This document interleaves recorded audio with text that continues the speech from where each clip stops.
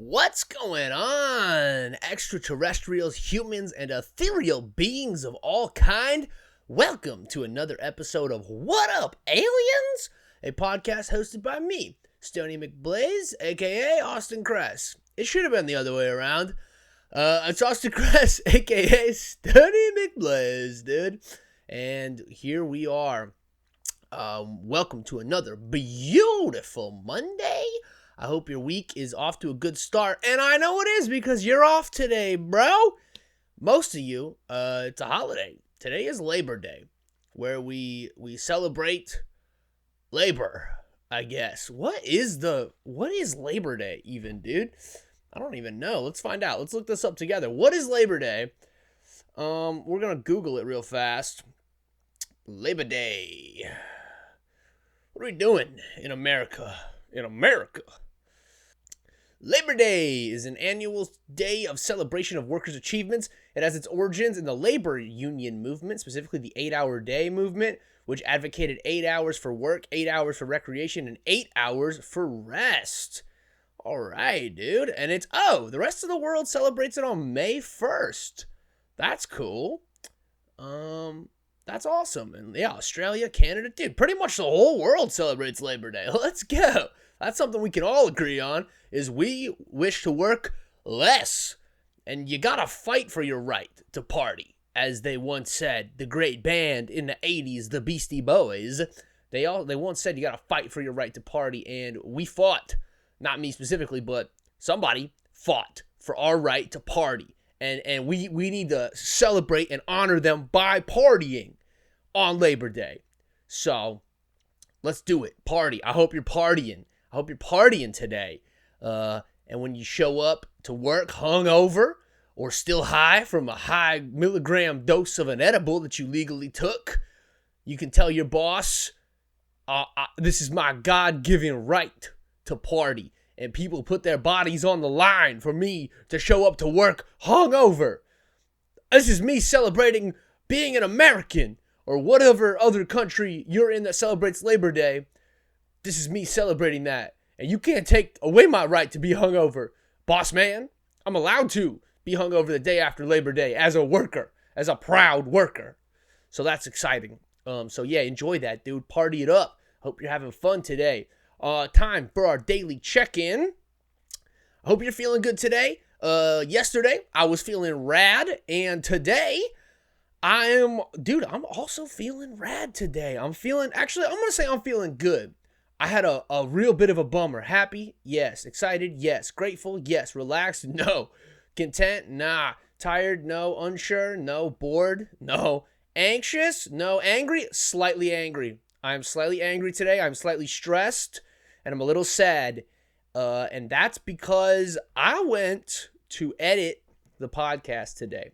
I recorded an episode of the podcast, and I recorded a Patreon. And many of you already know where I'm going with this. I didn't save the audio recording. I did not save it. I recorded the whole thing, and I'm going to check right now, make sure I am still recording. All right, good. No, but I actually recorded the whole thing last time, and I left the program running because I was like, I'll just jump in and edit this later. 2 days later, come back, the program closed. It didn't save any of my work, and I tried to use the camera audio from my webcam.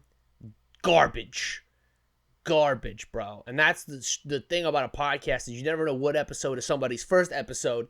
So I gotta upload to the highest quality that I can, and I know it's not even the highest quality of other podcasts out there. I'm doing the best I can with what I've got right now, and we'll slowly get better.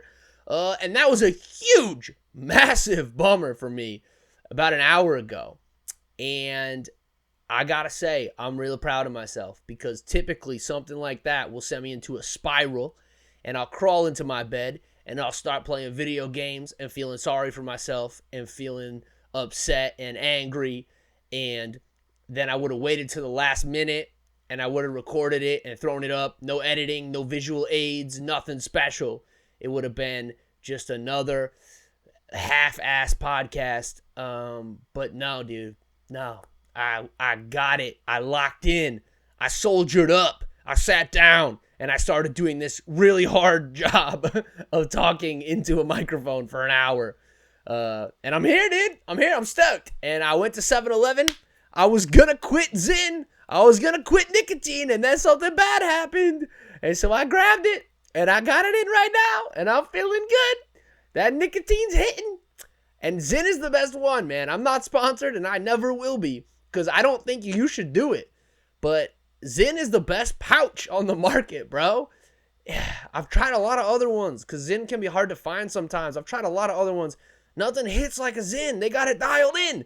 They got exactly the right amount of nicotine and drywall dust or fiberglass or whatever's in these pouches. Asbestos, I don't know. But it gets into that bloodstream, it hits that brain, and you're just like, hallelujah, hallelujah. And also, I might shit my pants. This is how it feels every time, and I love it. I also got the biggest Diet Coke that I could purchase. Look at this. If you can't see, it's bigger than my head. It's the double extra large big gulp from 7-Eleven with a lot of ice.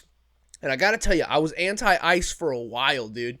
I don't like lukewarm beverages, but I just figured, you know, if it's cold, if it's coming out of the dispenser or it's coming out of the fridge, it's cold enough. But then I got this new girlfriend, and she is all about the ice. She's icing down every single beverage. And now I fully recognize that it is superior. It is a superior way to consume this beverage. You know? And what's your favorite version of soda? For me, obviously McDonald's. If you're getting Coke products, McDonald's has the best Coke products on the market. And it's because they get special tanks. They literally get metal tanks straight from the Coca-Cola people. Everybody else has those plastic bags inside of cardboard boxes. If you've ever worked at a restaurant and you had to go change one, you know that behind every restaurant, like behind the counter, there's just hella bags, boxes filled with plastic bags of soda that get empty, and then you gotta refill them. And you know that's part of your job if you work at a restaurant. I worked at Chick-fil-A for 3 years. I worked at Outback, bro. I worked at Yard House. I mean, I've done it. and that's what you gotta refill is those bad boys. Not at McDonald's. They got metal tanks, and they also get their machines recalibrated specifically by Coca-Cola, like on a regular basis. Every week somebody's coming in and dialing that in. So that hits the hardest. That's the best. And then for me, the second best way is 7-Eleven, hella ice straight out of the thing. Third best is the can, the metal can, and fourth best is the plastic bottles. That's my personal favorite way is obviously McDonald's and then 7-Eleven, and then with a Zyn, oh, papa, I'm home, and I'm happy to be here. So yeah, dude, I'm feeling good. And also walking to the 7-Eleven reminded me of a story that happened that I'm gonna tell, and I was like, oh, sick. So hey, if I hadn't deleted the podcast, maybe I would have not remembered this story. Because walking to 7-Eleven jogged my memory, and now I got this story, and that's exciting. So, you know, just a reminder, dude, sometimes if a bad thing happens to you, maybe it's better. You know, I like the episode I recorded, but this one might even be a better one. So, you know, all things are looking up. Very positive vibe today.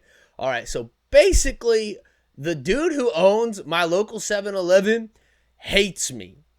And it's because of a series of mistakes that I made when I was high and going to 7-Eleven. So I went to 7-Eleven on 7-Eleven, July 11th. I went there, and I thought July 11th was bring your own cup day to 7-Eleven, where you can bring any cup, and as long as it fits in the little hole that they have, you can fill it up with a slushie as much as you want.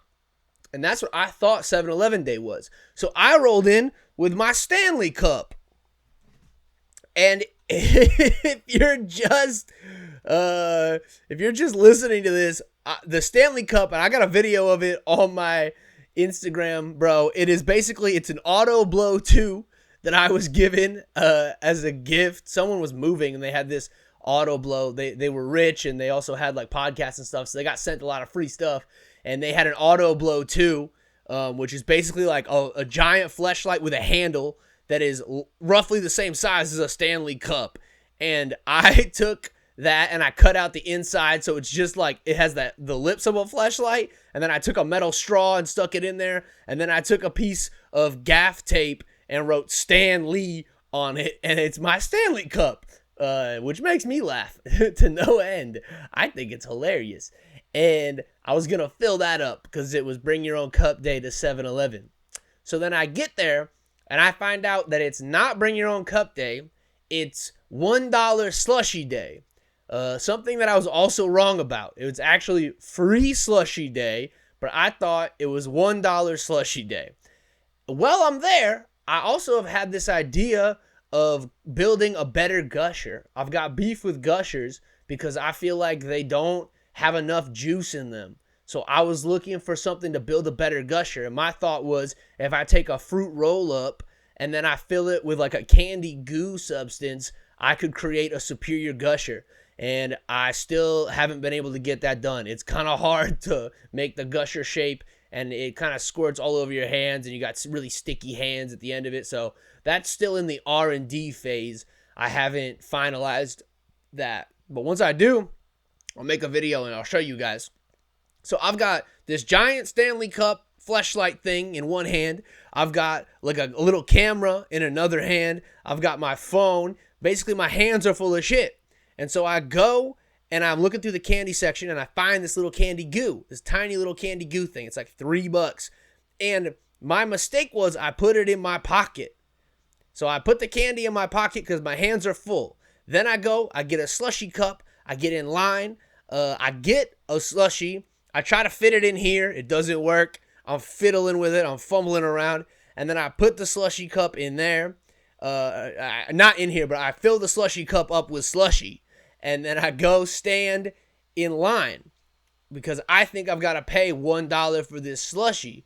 The line is near the door. So basically, I walk over to the door. And then the owner of the 7-Eleven comes up to me. And I've seen this guy many times because I go there. They always have Zin. They're the one spot that they never run out of Zin. And it's walking distance. So I'll go there, get snacks. I'll get Zin, whatever. I'm there like 2-3 times a week minimum. Sometimes more. So they kind of know me there. And I'm standing in line. But it looks like I'm about to walk out the door because the line is by the door. So the guy walks up to me and says, "Hey, I know you have candy in your pocket. Give it to me." And I was like, "What? I'm going to pay for it. I just got to buy this slushy," which is, from his perspective, incredibly stupid because I don't have to buy it. So I'm lying to him. In his mind, I'm lying to him about this. And he's like, "All right, get in line. Pay for it." I was like, "Okay." So I go up and I pay for it and then I leave. And there's no way for me to communicate to this guy that I wasn't trying to steal from him, because all evidence from his perspective is that he caught a friggin' thieving stoner in the act, and I was pretty high when I did it. So I basically walked in with a flashlight and dicked around to his store and then stole from him, but he caught me and he stopped me, and I'm a thief that he has caught. And the only thing that's preventing me from robbing him is his vigilance. So I walked in today and he was behind the counter and I was like, "Man, this is embarrassing." And he wouldn't even make eye contact with me. He rang me up and everything, and I could feel the hatred emanating from him because in his mind, I'm just this dirty, grimy little thief boy and nothing will ever convince him otherwise. And he always has to watch me like a hawk. So I ruined that relationship with that man, and he will forever hate me. And there's nothing I can do about it. That's just his side of the story. And explaining to him, now it's too late. I can't come back in and say, "Hey, do you remember a month ago, almost 2 months ago at this point, when I put the candy in my pocket? I wasn't going to steal from you, sir. I had too many things in my hands, and I was juggling them. And now, please stop hating me. Please don't hate me." Nope. That trust is gone. And I just have to go back maybe 100 times and not steal anything. And then maybe, but in the back of his head, I'm always going to be the little thief boy. If I get super successful and he sees me, he's going to say, "One time that guy tried to steal from me and I caught him." And that's going to be his story on his podcast. I'm a thief forever to this man now. And that's a real bummer. I hate when people think something that's not true about me and I can't fix it. I can't fix it at all. So, yeah, man, that's just a lesson in, like, dude, I guess you can't control other people's perceptions. You just got to keep doing what you know is right in your heart. I haven't stolen from a 7-Eleven in forever. I used to get drunk and steal from them. Not this specific one. I had another one by my old apartment, and I would get hammered and slip candy bars up my sleeves and then give them to my friends. And they'd be like, how'd you get this? And I'm like, I'm a magician. I'm a drunken David Blaine. But not anymore. I'm reformed. I don't steal anymore because I'm trying to change my mindset to be more wealth focused. And I feel like stealing is a very, like, poor thing, because when you're poor, you steal. You're poor. And that's not the only drunken embarrassing. Man, I got so many embarrassing drinking stories. I steal when I get drunk, bro. One time I robbed a Thanksgiving party. I went to this Thanksgiving party and I brought a delicious sweet potato casserole. And I get there and the party is so boring, dude. We're playing Cards Against Humanity. And to be fair, it was back when Cards Against Humanity was still fun. I feel like it's kind of played out now. I don't know. If you still play it, dude, hell yeah. With the right group, Cards Against Humanity could still hit. But for the most part, it's kind of played out at this point. We're playing Cards Against Humanity with people with no sense of humor, which is just the worst type of people to play with. They'll be like, what's the worst color for a dress? And, you know, I'll say abortion. That's a bad color for a dress. And then other people will be like, puke green. And that's the one that wins. I'm like, oh, you guys, you don't understand what I'm trying to do here. So I had been drinking before the party, and I was drinking IPAs, those Voodoo Ranger IPAs, very dangerous, 7%. I had like 5 of those, and then I'm at the party, and I drink like five vodka Red Bulls, which is the most mischievous drink. It's essentially the closest thing we have to a Four Loko, an OG Four Loko now, is a vodka Red Bull. So I got that. I'm feeling all hyped up. And then I noticed there's a purse on the kitchen counter, and I don't know who it belongs to, but there's a purse on the kitchen counter, and I say, ooh, I see some cash in the purse, and I say, ooh, I wonder, this is me, drunk David Blaine, I wonder if I can do some sleight of hand, and I can steal from this purse without anybody noticing. And I did. I successfully stole, and nobody noticed, and now I had cash, and they're like, hey, let's go to a strip club on Thanksgiving. Terrible idea. But I said, hell yeah, I got all this cash, let's go.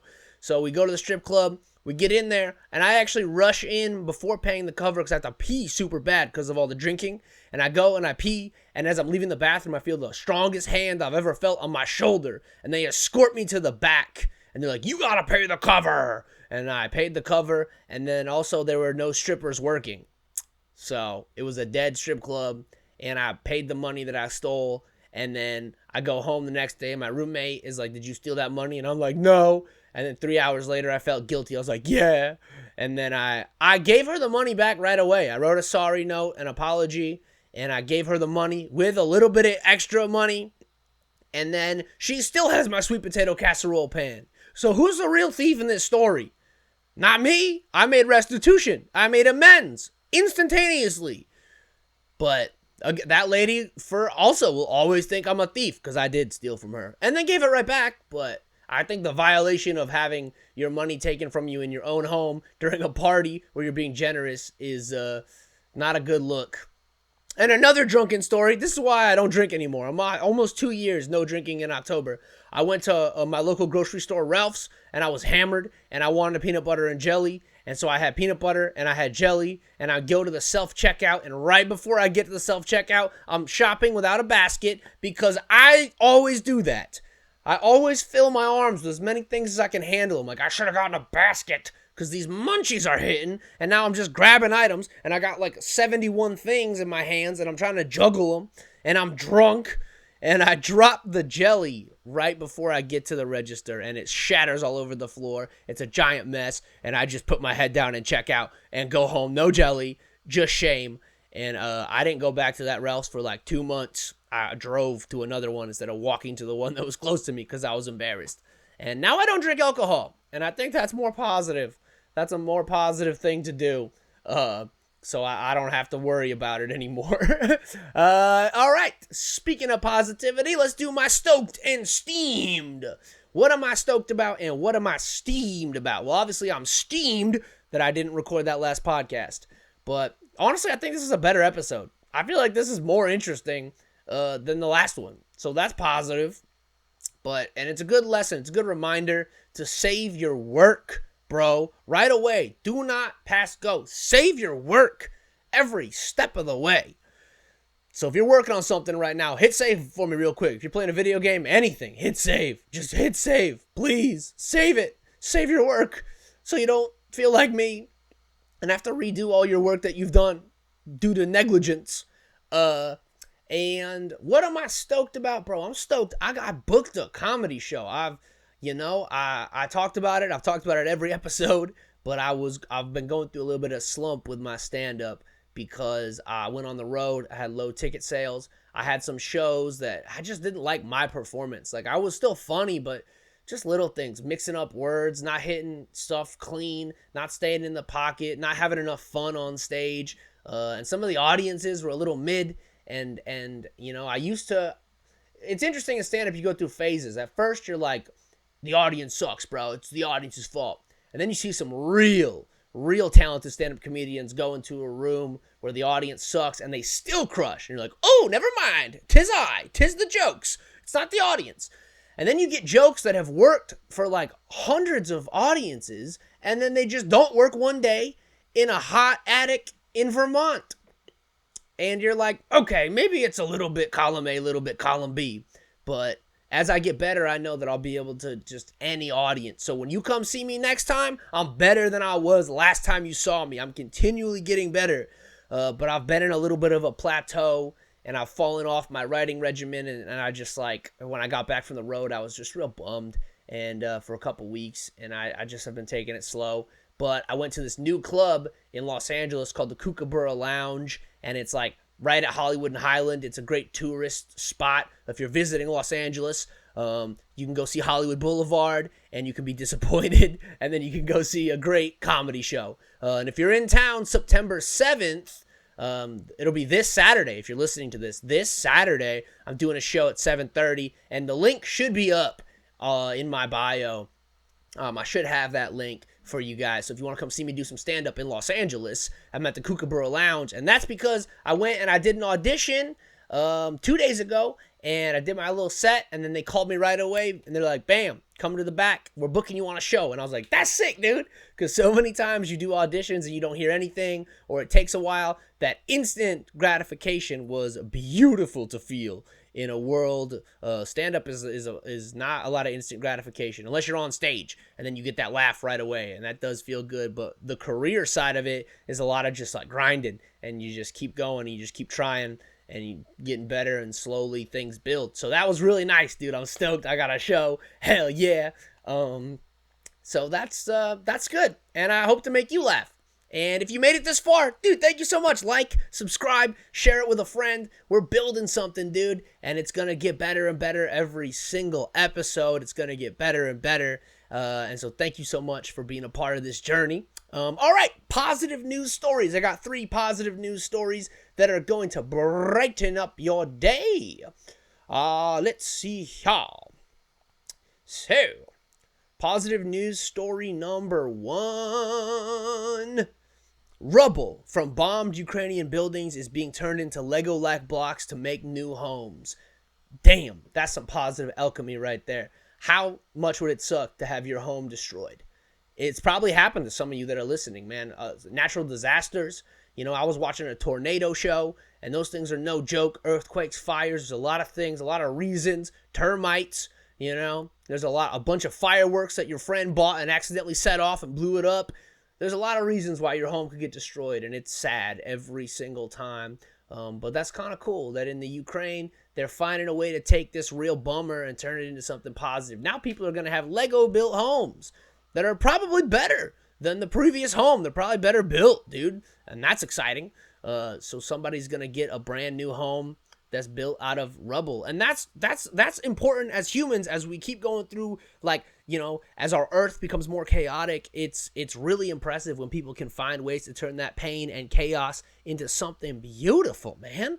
I love that. So maybe look around at your life and be like, yo, what kind of pain and chaos do I have that I could turn into something beautiful? It's like, could be like a breakup. Like you go through a really bad breakup and you're sad. But you can take that time to learn lessons. Like, all right, what didn't I like about that last person I was with? What mistakes maybe did I make? And you take that rubble and then you build a new relationship, and it's stronger because it's made out of Lego rubble bricks. Very cool. And I'm sure there's going to be some incredibly satisfying videos on the internet of little houses getting built. So that's exciting.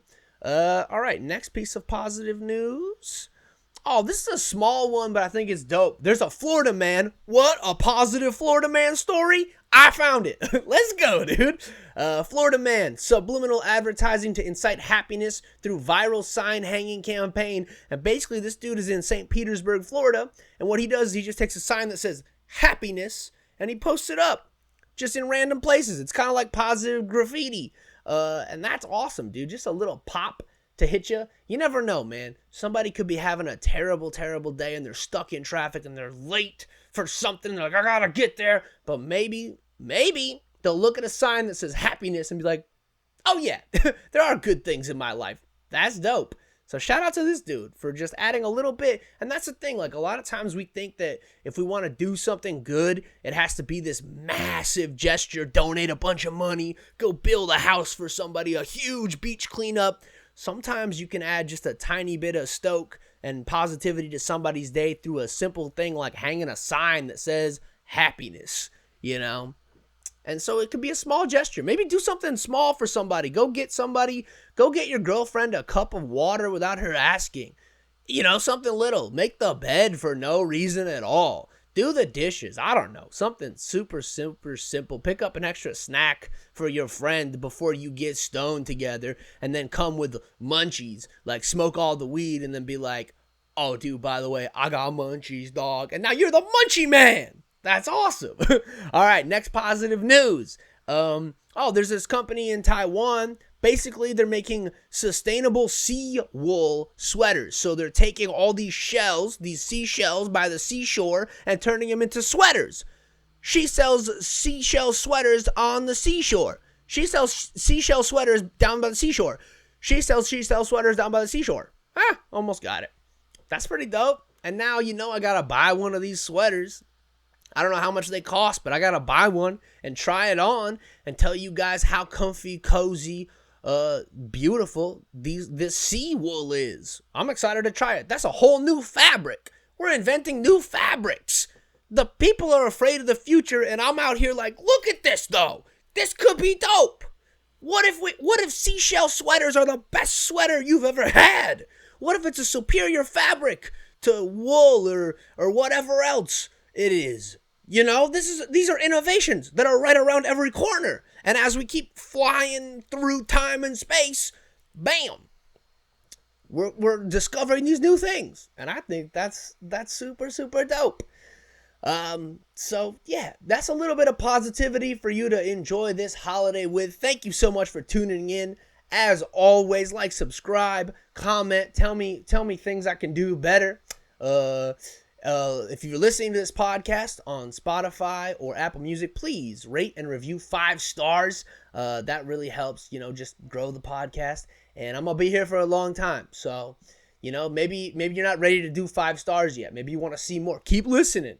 And if you don't want to give me 5 stars, DM me. Tell me what you need for 5 stars. I'll try to do it. I'm desperate to be liked. And full episodes of the Patreon are available on Patreon. Full episodes of the podcast are available on Patreon. $1 subscription. The cheapest Patreon in the world, dude. There's also a $5 if you're feeling a little more feisty. And yeah, I'll take recommendations on the Patreon from the $5 tier. You pay $5, I'll help make it the best Patreon podcast ever. Once we get 100 subscribers, I'm going to give away a dope hoodie.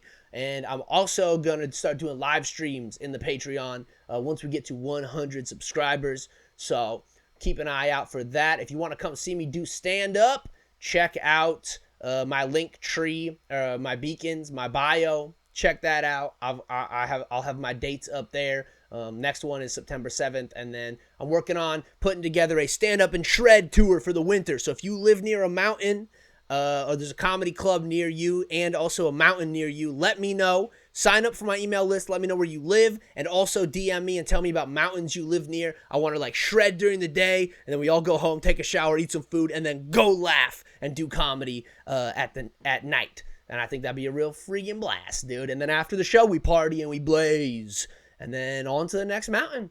So yeah, thank you so much. Stay stoked and don't crash those spaceships.